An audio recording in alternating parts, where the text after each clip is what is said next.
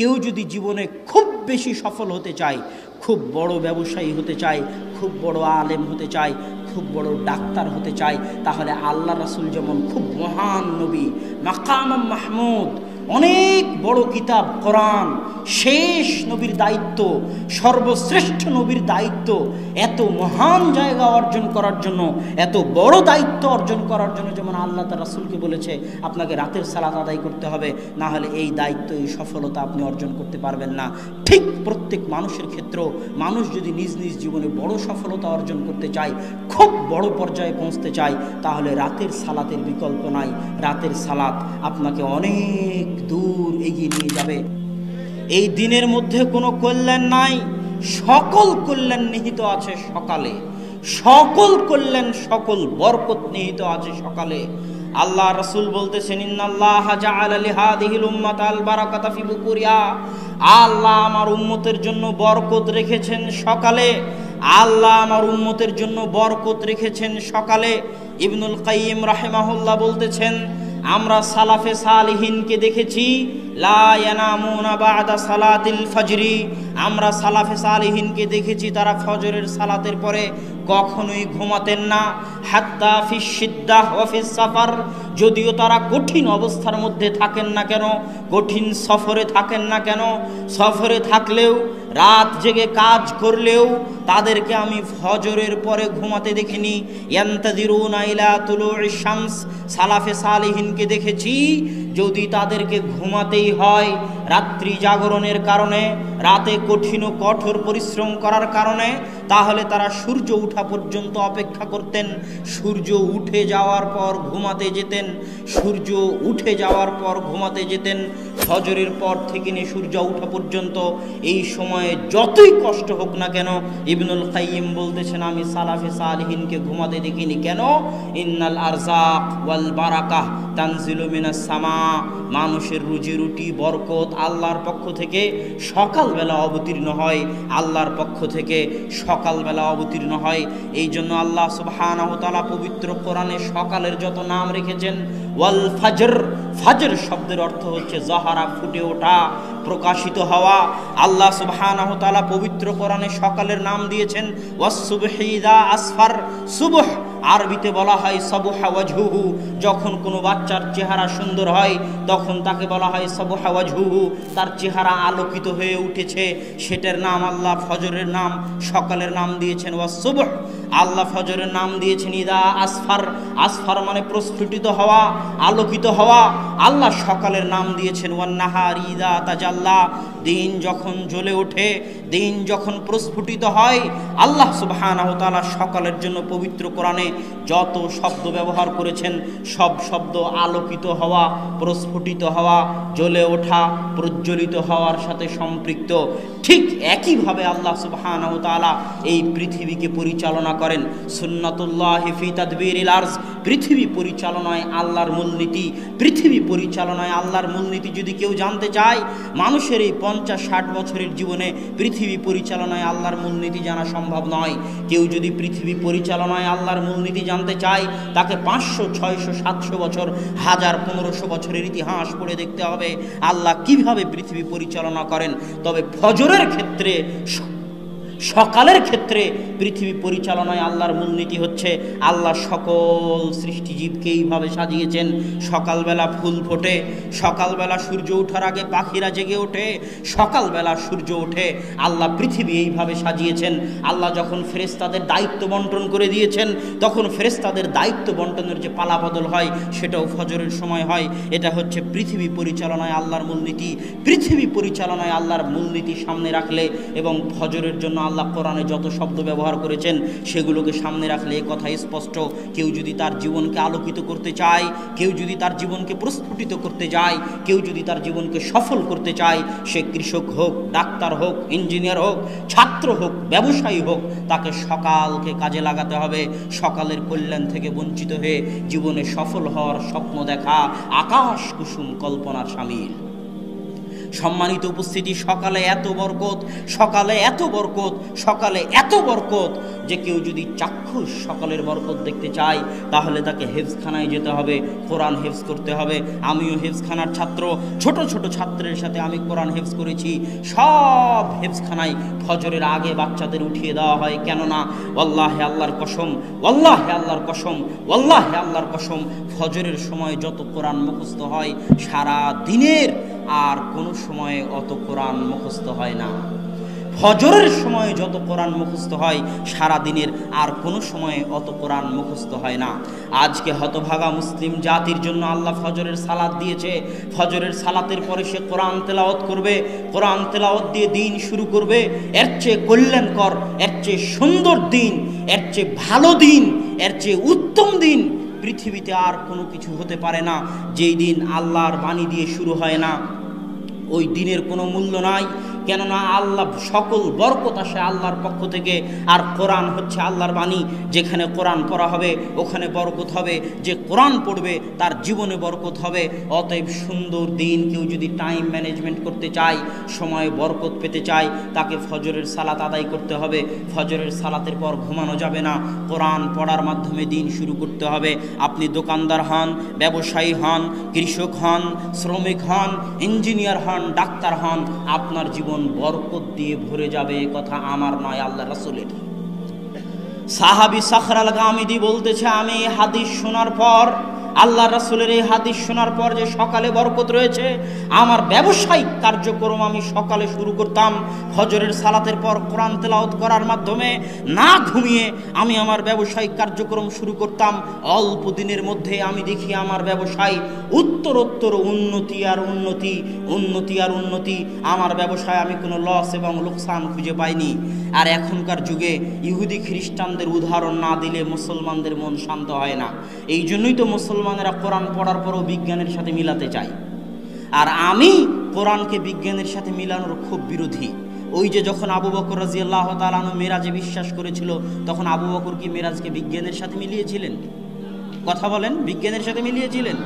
আবু বকর বলেছিলেন, যদি মুহাম্মদ বলে থাকে মেরাজে গেছেন সাল্লাল্লাহু আলাইহি ওয়াসাল্লাম, সামি'না ওয়া আমান্না, আমি আবু বকর সাথে সাথে ঈমান আনলাম, কেননা মুহাম্মদ মিথ্যা বলতে পারে না। এর নাম কোরআন এবং হাদিস। কোরআন এবং হাদিসে যা আছে সেটাই সত্য। বিজ্ঞান মিথ্যা হয়ে যেতে পারে। কোরআন এবং হাদিসের যদি আজ বিজ্ঞান বিরোধিতা করে তাহলে সেটা মিথ্যা। 10 দিন 15 দিন পরে হয়তো বিজ্ঞান কোরআন এবং হাদিসের পক্ষেই কথা বলবে। তবুও যেহেতু মানুষের মন টানে না, সেহেতু আমি বলতেছি, একজন খ্রিস্টান লেখক একটা বই লিখেছে, মিরাকেল মর্নিং, সকালের জাদু। তিনি বলতেছে, মানুষ যদি দুনিয়াতে জাদু দেখতে চায়, বাজার ঘাটে জাদু দেখে মানুষ বাস্তব কোনোদিন জাদু দেখতে পাবে না। কিন্তু মানুষ যদি বাস্তবে জাদু দেখতে চায় তাহলে তাকে সকালকে কাজে লাগাতে হবে। পৃথিবীতে বাস্তব জাদু সকালে আছে, পৃথিবীতে বাস্তব জাদু সকালে আছে, পৃথিবীতে বাস্তব জাদু সকালে আছে। ফজরের পর কোরআন তেলাওয়াত দিয়ে কাজ শুরু করলে সকাল 10টার মধ্যে কাজ শেষ হয়ে যাবে। কাজ আর বাকি থাকবে না, করার মতো কোনো কাজ খুঁজে পাবেন না। এর নাম সকালের বরকত। তিনি ওই বইয়ের মধ্যে লিখেছেন, পৃথিবীতে বর্তমান যত ব্যবসায়ী আছে যারা বড় ধরনের ব্যবসা করে, বিল গেটস হোক আর মুকেশ আম্বানি হোক আর ফেসবুকের প্রতিষ্ঠাতা হোক, আপনারা গুগলে গিয়ে তাদের নাম লিখে সার্চ দিবেন যে কখন তারা ঘুম থেকে উঠে, আপনি আশ্চর্য হলেও দেখবেন আপনারা মুসলমান হয়ে, আমি আপনি মুসলমান হয়ে ফজরের পরে আলিশান ঘুম দেই। আমি আপনি মুসলমান হয়ে ফজরের জামাত কাজা করে সৌদি আরবের মাটিতে পর্যন্ত সকাল 10টার আগে সকাল শুরু হয় না। মুসলমান হওয়ার পরও সবাই ঘুমিয়ে থাকে, 90% মুসলমান ঘুমিয়ে থাকে। অথচ এই খ্রিস্টানদের নাম আপনি গুগলে সার্চ দিয়ে দেখিয়েন তাদের সকাল কখন শুরু হয়। মুসলমানদের যখন ফজরের সালাতের সময় তখন তাদের সকাল শুরু হয়, কেননা তারা জানে সকল সফলতার চাবিকাঠি, সকল সফলতার মৌলিক উৎস হচ্ছে সকাল, সকল সফলতার চাবিকাঠি হচ্ছে ফজর, সকল সফলতার চাবিকাঠি হচ্ছে ফজর। এই জন্য আল্লাহ বলেছেন, ফাইদা কুজিয়াতিস সালাত ফান্তাশিরু ফিল আরজ, দুনিয়ার মানুষ যখন ফজরের সালাত শেষ হয়ে যায় তোমরা আল্লাহর জমিনে ছড়িয়ে পড়ো, অবতাগু মিন ফাজলিল্লাহ, আল্লাহর জমিনে ছড়িয়ে পড়ে আল্লাহর দয়া, আল্লাহর রহমত, আল্লাহর রিজিক অনুসন্ধান করো। কেননা ফজরের পরে আল্লাহ সুবহানাহু তাআলার রিজিক, আল্লাহ সুবহানাহু তাআলার দয়া পৃথিবীতে অবতীর্ণ হয়। অতএব সময়কে যদি কেউ কাজে লাগাতে চায় তাহলে তাকে 5 ওয়াক্ত সালাত, বিশেষ করে ফজরের সালাত আদায় করতে হবে। যে 5 ওয়াক্ত সালাত নিয়মিত আদায় করে না তার জীবনটা হচ্ছে অনিয়ন্ত্রিত, তার জীবনের কোনো রুটিন থাকে না। আর যদি 5 ওয়াক্ত সালাত আদায় করেন আপনার জীবন, আপনার দিন একটা ট্রাক, একটা লাইনের উপর থাকবে। ফজরের সালাত দিয়ে দিন শুরু হবে, ফজর থেকে জোহর বিশাল সময়, এই সময়ের মধ্যে অনেক কিছু করতে পারবেন। জোহর থেকে আসর পর্যন্ত বিশ্রাম নেবেন, এইভাবেই আল্লাহ সালাতগুলো সাজিয়ে দিয়েছে।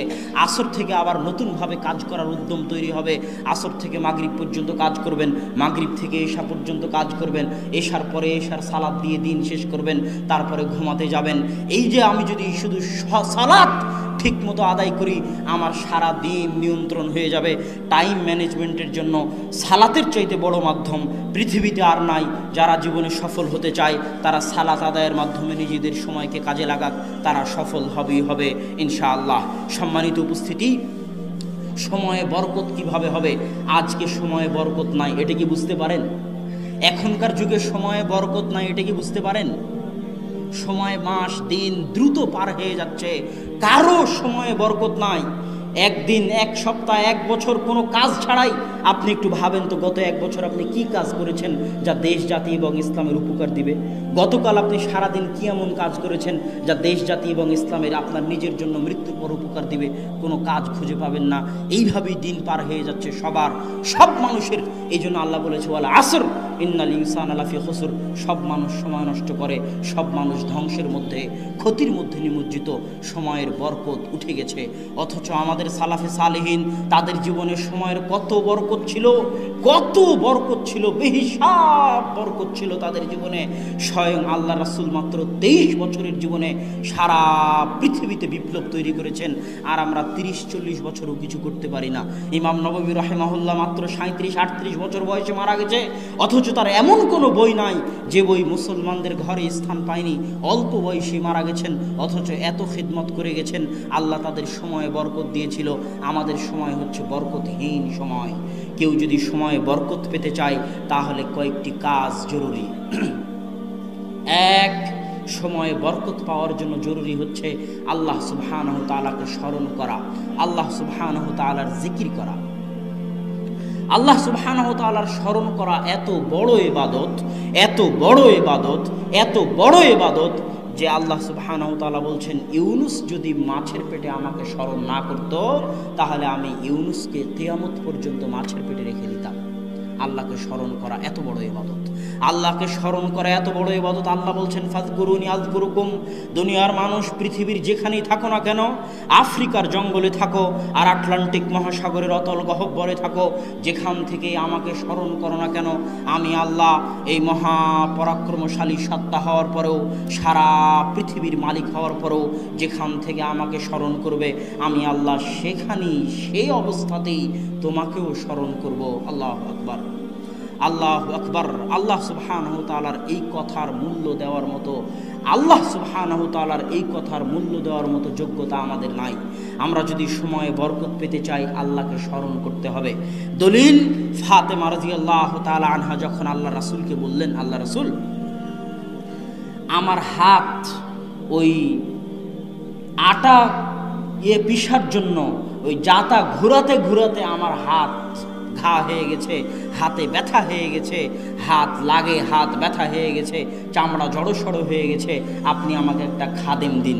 তখন রাসূল সাল্লাল্লাহু আলাইহি ওয়াসাল্লাম বলেন আলা আদুল্লুকুমা মা হুয়া, আমি কি তোমাদেরকে ওই জিনিসের দিকে ডাক দিব না, ওই জিনিসের কথা তোমাদের বলে দিব না যেটা একটা খাদেম দেওয়ার চাইতে তোমাদের জন্য বেশি কল্যাণ করা হবে। ফাতেমা রাদিয়াল্লাহু তাআলা আনহা চাইলেন খাদেম, আর আল্লাহর রাসূল বলতেছেন খাদেমের দরকার নাই, একটা জিনিস বলে দিচ্ছে ওটার উপর যদি আমল করো খাদেমের চাইতে বেশি উপকার পাবা। কি? 33 বার সুবহানাল্লাহ বলবা, 33 বার আল্লাহু আকবার বলবা, 33 বার আলহামদুলিল্লাহ বলবা, খাদেমের চাইতে বেশি উপকার পাবা। মানুষ এই হাদিস শোনার পরে মনে করে এটা শুধু আধ্যাত্মিক ব্যাপার, এটার সাথে দুনিয়ার কোনো সম্পর্ক নাই, অথচ এটা অবাস্তব। আল্লাহ রাসূলের কাছে চাওয়া হচ্ছে খাদেম, কাজের লোক চাওয়া হচ্ছে, আর আল্লাহ রাসূল শিখিয়ে দিচ্ছেন কি? কথা বলেন না কেন? আল্লাহ রাসূল কি শিখিয়ে দিচ্ছে? জিকির শিখিয়ে দিচ্ছে। এটা অবাস্তব কিছু নয়, এটা বাস্তব।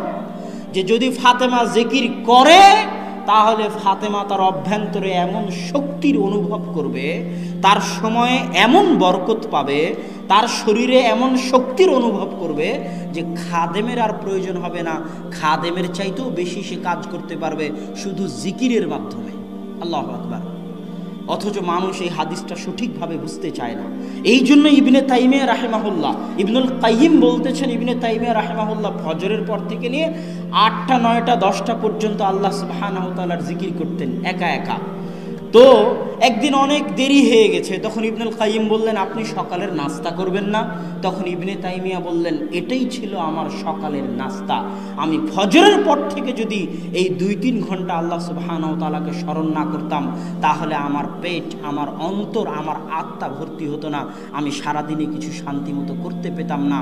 মানুষের যেমন পেটের খাবার লাগে, মানুষের তেমন আত্মার খাবার লাগে, কিন্তু মানুষ বুঝে না। আমি যখন বক্তব্যে এই কথাটা বলি তখন মানুষ আশ্চর্য হয় যে তাহাজ্জুদের সালাত আবার সফলতার মাধ্যম। জি, তাহাজ্জুদের সালাত সফলতার মাধ্যম। দলিল, আল্লাহ সুবহানাহু ওয়া তাআলা কোরআনে বলছে, ইয়া আইয়ুহাল মুযাম্মিল কুমিল লাইলা ইল্লা কালিলা নিসফাহু আও ইনকুস মিনহু কালিলা আও জিদ আলাইহি ওয়া রাত্তিলিল কুরআনা তারতিলা ইন্না সানুলকি আলাইকা কাওলান সাকিলা। হে চাদর যে মুড়িয়ে আছো, উঠো, রাত্রে সালাত আদায় করো, অল্প হলেও করো, অতি কম পরিমাণ হলেও তুমি রাত্রে সালাত আদায় করো। কেন কেন রাত্রে সালাত আদায় করতে হবে? ইন্না সানুলকি আলাইকা কাওলান সাকিলা, আমি অচিরেই তোমার উপর এত কঠিন, এত ভয়াবহ, এত গুরুত্বপূর্ণ দায়িত্ব দিতে যাচ্ছি, যে কঠিন গুরুত্বপূর্ণ দায়িত্ব তুমি পালন করতে পারবে না যদি না তুমি রাত্রে সালাত আদায় করো। আর এক আয়াতে আল্লাহ সুবহানাহু ওয়া তাআলা বলছে, ওমিনাল লাইলি ফাতাহাজ্জাত বিহি নাফিলাতাল লাক আসা আইয়াবআসাকা রাব্বুকা মাকামান মাহমুদা। রাত্রে তাহাজ্জুদের সালাত আদায় করুন, কেননা আপনার প্রতিপালক আপনাকে অনেক উঁচু মর্যাদা দিতে চান, আর ওই উঁচু মর্যাদা পেতে চাইলে রাত্রে সালাত আদায় করতে হবে। এই দুটো আয়াত দিয়ে আমি আপনাকে বলতে চাচ্ছি, কেউ যদি জীবনে খুব বেশি সফল হতে চায়, খুব বড় ব্যবসায়ী হতে চায়, খুব বড় আলেম হতে চায়, খুব বড় ডাক্তার হতে চায়, তাহলে আল্লাহ রাসূল যেমন খুব মহান নবী, মাকাম মাহমুদ, অনেক বড় কিতাব কোরআন, শেষ নবীর দায়িত্ব, সর্বশ্রেষ্ঠ নবীর দায়িত্ব, এত মহান জায়গা অর্জন করার জন্য, এত বড় দায়িত্ব অর্জন করার জন্য যেমন আল্লাহ তার রাসূলকে বলেছে আপনাকে রাতের সালাত আদায় করতে হবে, না হলে এই দায়িত্ব, এই সফলতা আপনি অর্জন করতে পারবেন না। ঠিক প্রত্যেক মানুষের ক্ষেত্রেও মানুষ যদি নিজ নিজ জীবনে বড় সফলতা অর্জন করতে চায়, খুব বড় পর্যায়ে পৌঁছতে চায়, তাহলে রাতের সালাতের বিকল্প নাই। রাতের সালাত আপনাকে অনেক দূর এগিয়ে নিয়ে যাবে। আপনার ব্যক্তিগত, আপনার পারিবারিক, সামাজিক, রাষ্ট্রীয় সকল ক্ষেত্রে রাতের সালাত আপনাকে মহান সফলতা দিবে, এত কোনো সন্দেহ নাই। অতএব রাতের সালাত আদায় করতে হবে। আল্লাহ সুবহানাহু ওয়া তাআলা আমাদেরকে রাতের সালাত আদায়ের তৌফিক দান করুক, আল্লাহুম্মা আমিন। সম্মানিত উপস্থিতি, রাতের সালাতের অনেক ফজিলত আছে, যেটা আপনারা আব্বুর বক্তব্যে অনেক সময় শুনতে পাবেন যে রাতের সালাতের আরও কত ফজিলত আছে। আমি শুধু সফলতার সাথে সংশ্লিষ্ট যতটুকু ততটুকু বললাম। বক্তব্যের শেষে চলে এসেছি। সফলতাকে ধরে রাখার জন্য 2 থেকে 3টে জিনিস খুব জরুরি। সফল, আপনি সময় কাজে লাগালেন, সময়ে বরকত হলো, রাতে সালাত আদায় করলেন, সফল হচ্ছেন, কিন্তু এই সফলতাকে ধরে রাখতে হলে কয়েকটা জিনিস লাগবে। 1 দোয়া, 2 সবর, 3 বদ নজর, মানুষের হিংসা থেকে হেফাজত। আমি শেষটা দিয়ে শুরু করি। এই যে আব্বু বক্তব্যের আগে বলল, আমরা বাসায় অনেক সময় আলোচনা করি, আব্বুকে এভাবে বলতে নিষেধ করি, কেননা এমনিতেই আমাদের উপর মানুষের বদনজর এবং হিংসার অভাব নাই। তারপরও যখন আব্বু এভাবে বলে, তখন কতজনের অন্তরে যে কত কি হয়, কতজনের অন্তর থেকে যে বদনজর এবং হিংসা বের হয়, তা আল্লাহ সুবহানাহু ওয়া তাআলা জানে। আর আল্লাহর রাসূল বলেছে, তাকদীরকে যদি কোনো কিছু পরাজিত করতে পারত, তাহলে মানুষের বদনজর পরাজিত করতে পারত। বদনজর অনেক ভয়াবহ জিনিস, বদনজর অনেক ভয়াবহ জিনিস। জীবিত মানুষকে কবরে ফেলে দিতে পারে বদনজর, আল্লাহর রাসূল বলেছেন। জীবিত মানুষকে মৃত বানিয়ে দিতে পারে বদনজর, আল্লাহর রাসূল বলেছেন। বদনজর অনেক ভয়াবহ জিনিস। আপনি যখনই সফল হবেন তখনই মানুষের হিংসা, মানুষের বদনজরের শিকার হবেন। ইমাম বুখারী বলছে, যখন তুমি আলেম হয়ে যাবে তখন তুমি অন্য আলেমের হিংসার শিকার হবে। ইমাম বুখারীর কথা, যখন তুমি আলেম হয়ে যাবে তখন অন্য আলেমের হিংসার শিকার হবে। হিংসা এবং বদনজর ভয়াবহ জিনিস, এটা থেকে বাঁচার চেষ্টা করতে হবে। সকাল এবং সন্ধ্যের দোয়াগুলো মুখস্থ করে নাস ফালাক ইখলাস পড়ার মাধ্যমে, নিজেকে ফু দেওয়ার মাধ্যমে, বিসমিল্লাহি লা ইয়াযুররু মা ইসমিহি শাইউন ফিল আরদি ওয়ালা ফিস সামা ওয়া হুয়াস সামিউল বাসীর, এটা 3 বার পড়ার মাধ্যমে, আউযু বিকালিমাতিল্লাহি তাম্মাহ মিন কুল্লি শাইতানি ওয়া হাম্মাহ ওয়া মিন কুল্লি আইনিন লাম্মাহ, এই দোয়া পড়ার মাধ্যমে, এগুলোর মাধ্যমে নিজেকে বদনজর থেকে হেফাজত করার চেষ্টা করতে হবে। ছোট ছোট বাচ্চাকে ফু দিতে হবে এই দোয়াগুলো পড়ে, যেন তারা মানুষের বদনজর থেকে হেফাজতে থাকে। আপনি নিজেও যদি প্রশংসা করেন আপনার ছেলের, আপনি নিজেও যদি প্রশংসা করেন আপনার বউয়ের, তাহলে মাশাআল্লাহ বলবেন, বারাকাল্লাহ বলবেন।